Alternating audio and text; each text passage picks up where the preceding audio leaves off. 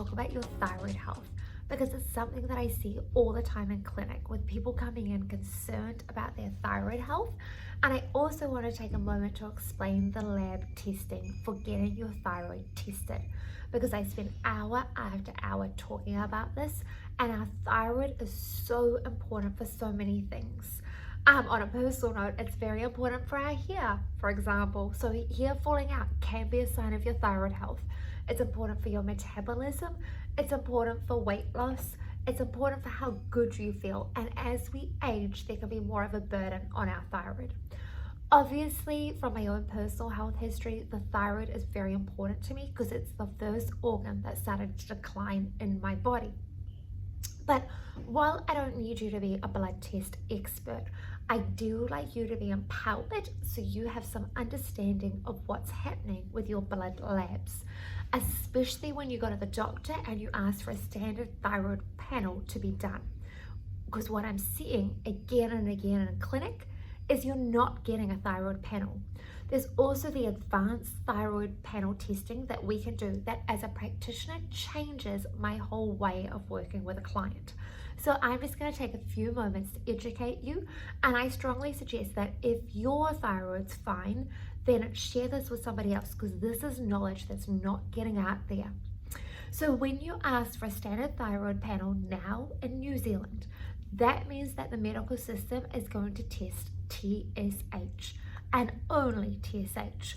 When I, as a clinician, want to see a standard thyroid panel, so this is not looking at your antibodies, this is just looking at function. I want TSH, I want T3, and I want T4. That's just a basic, so that's just a check-in. At that point, when I request that, it's just to see if there's even any thyroid condition and do we need additional information. If we need additional information, then I go on to request a functional lab thyroid panel for you. Now, what I see in clinic is clients send me through their TSH results and say, there's my thyroid. So let's just be clear, our thyroid is an organ here. TSH stands for thyroid stimulating hormone.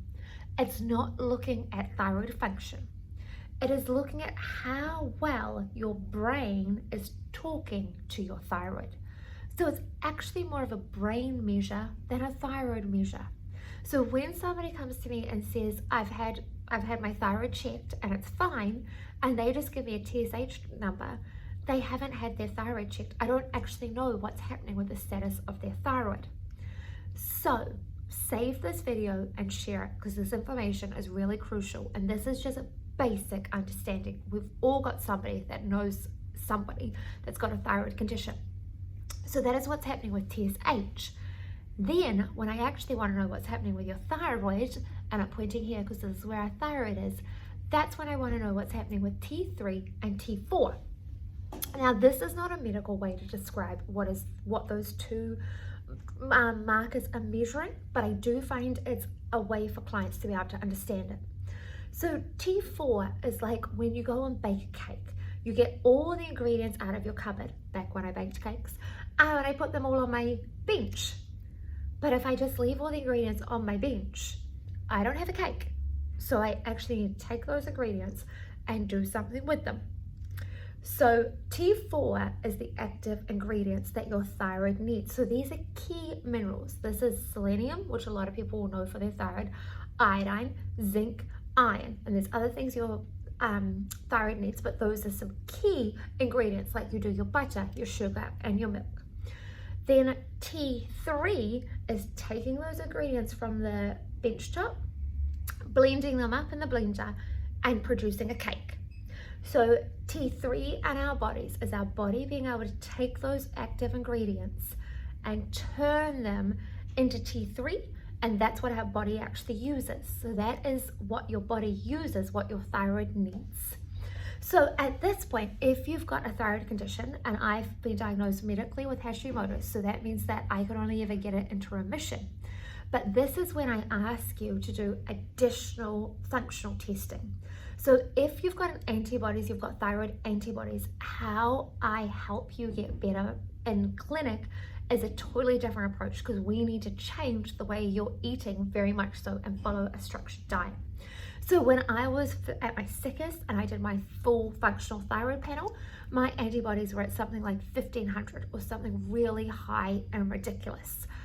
So that, and I had a client that I was working with the other day on Zoom, and her antibodies, she hasn't been strictly gluten-free or dairy-free, and she'd been eating nightshades, and she liked what she was eating. So sometimes it's really hard to change how we're eating. And so that's where these panels can be very useful. So when her antibodies came up at 130, I said to this client that she now had to go on an autoimmune protocol diet for a limited amount of time so we could heal her body, but she needed to be committed to this lifestyle change. And of course she is, because she's got the lab markers, and we can measure them and we can see it change. So then she's going to know what she's doing is helping her. So I hope this helps you have a better understanding of what I'm looking for when I ask for a thyroid panel, what you should be looking for, and what everyone should be looking for. This is just basic, I know that, but it's the basic things that we need to understand to get ourselves empowered so that you know what you're asking for and what you're looking for. So I hope this helps you, and it will definitely help a friend. So feel free to share this and share the information, because we've got to get empowered so we can change our health and our friends' health.